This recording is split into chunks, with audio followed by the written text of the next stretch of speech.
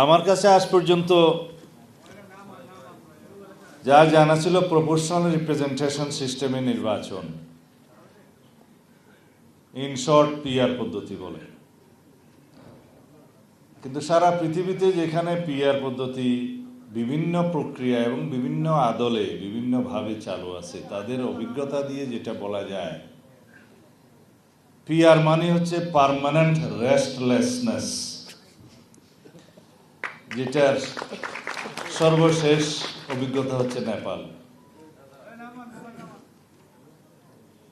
Barrister কাজল পৃথিবীর বিভিন্ন দেশে যেখানে পিআরের অভিজ্ঞতা আছে তার একটা গবেষণাধর্মী, একটা বিশ্লেষণধর্মী বক্তৃতা দিয়েছেন। আমরা খুব সমৃদ্ধ হয়েছি।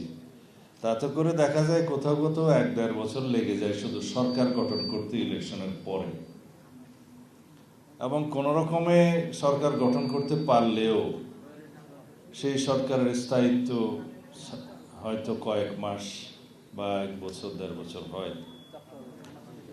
তো বাংলাদেশে এটা কারা চালু করতে চাচ্ছে, তাদের পিছনের উদ্দেশ্য কি? একটা উদ্দেশ্য তো অবশ্যই আছে, যাতে কিছু সিট বেশি পায়, কিন্তু আরেকটা উদ্দেশ্য আছে, বাংলাদেশে সবসময় যেন অস্থিতিশীল পরিস্থিতি থাকে এবং সরকার ব্যবস্থায় স্থিতিশীলতা না আসে, এবং কখনো বাই মেজরিটি কোনো পার্টি ইলেকশন না, সরকার গঠন না করতে পারে। তাতে কাদের লাভ? লাভ হলো বাংলাদেশে সবসময় অস্থিতিশীল পরিস্থিতি থাকলে যারা লাভজনক পর্যায়ে থাকবে তাদের লাভ।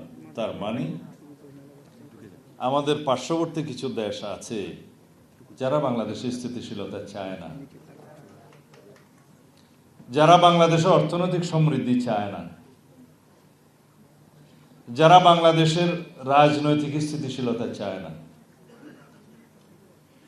কেন চায় না সেটা তাদের স্বার্থ জড়িত আছে, যে বাংলাদেশে যদি সবসময় অনৈক্য থাকে, অস্থিতিশীলতা থাকে, তাহলে শেখ হাসিনার মতো আরেকটা ফ্যাসিস্টের উদয় হতে পারে এবং তাদের মধ্য দিয়ে তাদের সমস্ত স্বার্থ আদায় হতে পারে।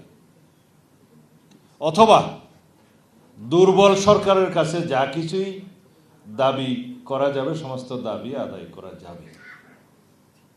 তা আমরা কি সেটা চাই?